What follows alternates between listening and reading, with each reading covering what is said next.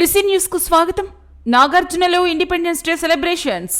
భారతదేశ 79వ స్వాతంత్ర్య దినోత్సవ వేడుకలను Kandukur Nagarjuna English medium public స్కూల్లో ఘనంగా నిర్వహించారు. ముందుగా ముఖ్య అతిథులుగా హాజరైన కరెస్పాండెంట్ కె రమణారెడ్డి జాతీయ జెండాను ఆవిష్కరించి సెల్యూట్ స్వీకరించారు. ఈ సందర్భంగా డైరెక్టర్ వి శాలినిరెడ్డి మాట్లాడుతూ దేశ స్వాతంత్ర్యం కోసం ఎందరో మహానుభావులు తమ జీవితాలను త్యాగం చేసి స్వేచ్ఛ స్వాతంత్ర్యాలను సాధించి పెట్టారని చెప్పారు. వారు త్యాగ ఫలితంగా మనం స్వేచ్ఛగా ప్రజాస్వామ్యంలో జీవిస్తున్నామని అన్నారు. విద్యార్థులు వారి త్యాగ ఫలితాన్ని స్వీకరించి ఉత్తమ పౌరులుగా ఎదగాలని ఆకాంక్షించారు.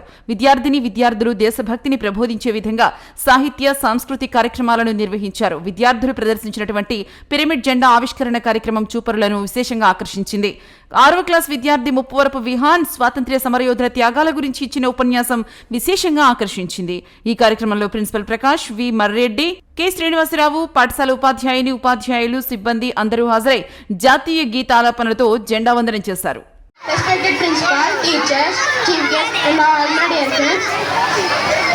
First of all, I would like to wish you all a very happy Independence Day. Today is the most important day for all of us because on this day we got independence from the Britishers on 1947.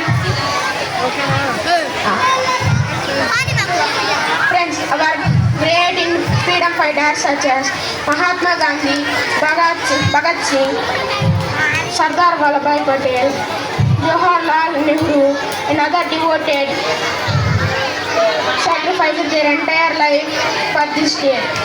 So it is our responsibility to make our duty and progress for this country. Thank you for Madam.